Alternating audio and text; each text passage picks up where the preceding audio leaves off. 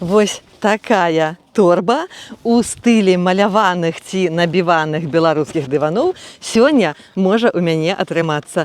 Каб гэта сталася, трэба чорны фон, як звычайна бралі для дываноў, трэба некалькі трафарэцікаў вось такіх розненькіх, трэба фарбы і вось такія штукі, которыми можна наносіць фарбу на трафарэты, на тканіну. Самая галоўная фарба гэта белая, яна нам патрэбна, каб стварыць фон. Інакш каляровыя на чорным фоне не будуць відаць. І вось праз секунду я ўжо буду, як даўнішняя майстарка, рабіць такую набіванку. Класічны сюжэт маляваных ці набіваных дываноў гэта калі па краюшку ідзе такі борцік, арнамент з кветак, раслінны, а пасярэдзіне ёсць нейкі сюжэт. Гэта тое, як людзі уяўлялі сабе рай альбо найлепшае жыццё. Вось я тут сабе выбрала, бачыце, птушачкі такія, кветачкі, а магло быць што заўгодна. Найперш запаўняем вось гэтыя трафарэцікі белай фарбай. Трэба тоненькім слоем яе накладаць, вось так вось убіваючы у трафарэціку гэты наш, каб на тканіне аставаўся белы адбітак, такі белы фон для пазнейшага каляровага фарбавання.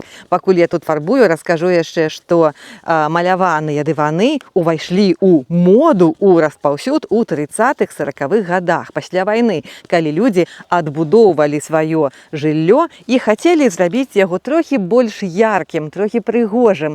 А асоба пасля вайны упрыгожыць хату не было чым. Ну, то вось бралі танную, чорную альбо цёмна-сінюю тканіну і малявалі на ёй свае дываны. То бок першапачаткова гэта такія раслінныя сюжэты і некія сімвалы дабрабыту, яблычкі, грушкі, птушачкі, кветкі, а пазней ужо з'явіліся райскія матывы, як у Алены Кіш, там маглі быць нейкія і львы, і жырафы, ледзьве не дыназаўры, альбо як у Драздовіча касмічныя матывы маглі з'яўляцца. То бок тое, як чалавек сабе уяўляў вось гэты светлы рай, так і маляваў кожны.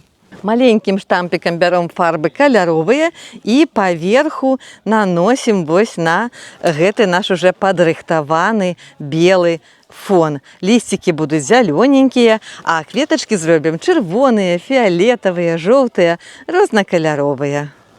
Вось, скончылі зафарбоўваць трафарэт, зараз яго будзем здымаць. Глядзіце, што атрымаецца.